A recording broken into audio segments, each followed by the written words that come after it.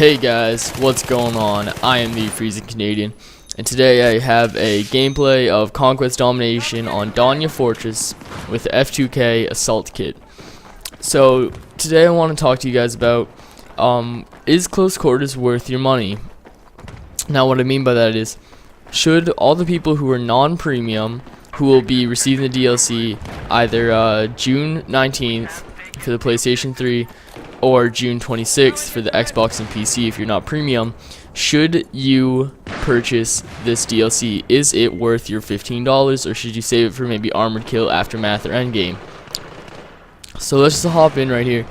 There are a list of pros and cons I have made up here, and personally the pros outweigh the cons in my head, but let's get right into it. The pros are you have 10 new weapons. Now that is the SPAS 12, the M5K, the M417, the JNG, the MTAR, the ACWR, the AUG A3, the LSAT, the L86, and the SCAR L.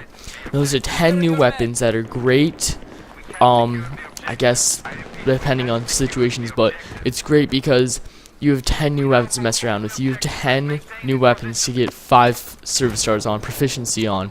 Whatever you do with your weapons, you have 10 new weapons to do with. You also have 2 new game modes. 2 new game modes. If you guys are from BC2, you guys remember there was 3 game modes, I believe. There was Rush, there was Conquest, and there was Squad Deathmatch. Battlefield now has 7 new game modes, or not new, but 7 game modes overall if you get this DLC, and that is amazing. Now these 2 game modes are Conquest Domination, which is a version of Conquest where basically there are 3 flags, A is on the highest point, C is at the lowest point, and B is in the midpoint of the map, and these capture very quickly. A very easy way to level up. And then Gunmaster is the second game mode, which you start off with the MP443 and you kill you kill 2 people and you move on to the next weapon, which is the 44 Magnum, and you keep going until you reach a knife, which you stab 1 person with, and you win the game. So that is also very fun. Now these game modes are not going to be able to play on any other map.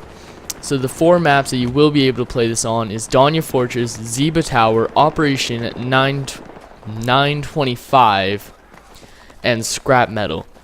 So these come along with the DLC, and these are fantastic maps. Let me tell you, they're very well polished.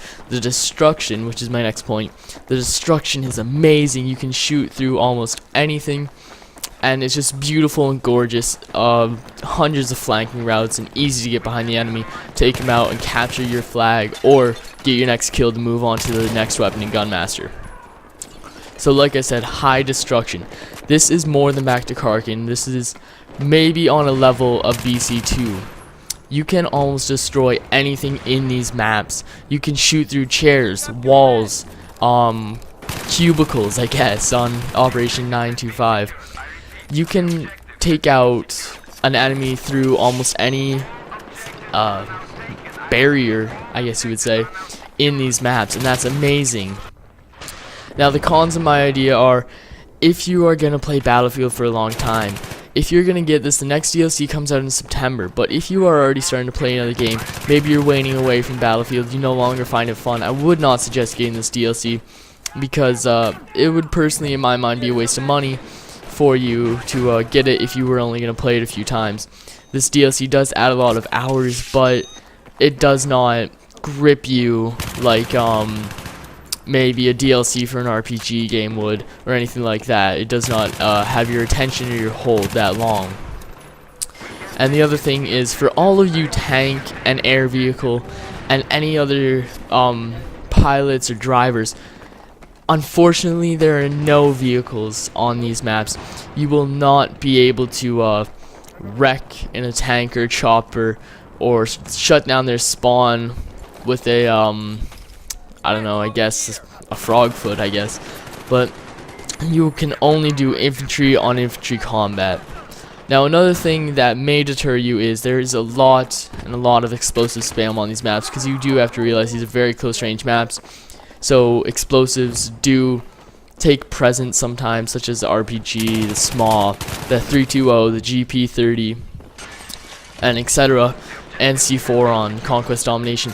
These explosives, you'll tend to see them more often. You will probably be killed by them more than you will be killed by an actual opponent with a gun.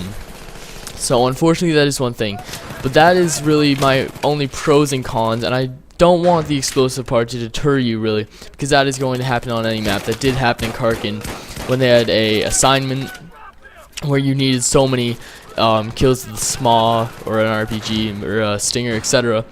Those weapons did appear, and people were using them out of context of what they should have been.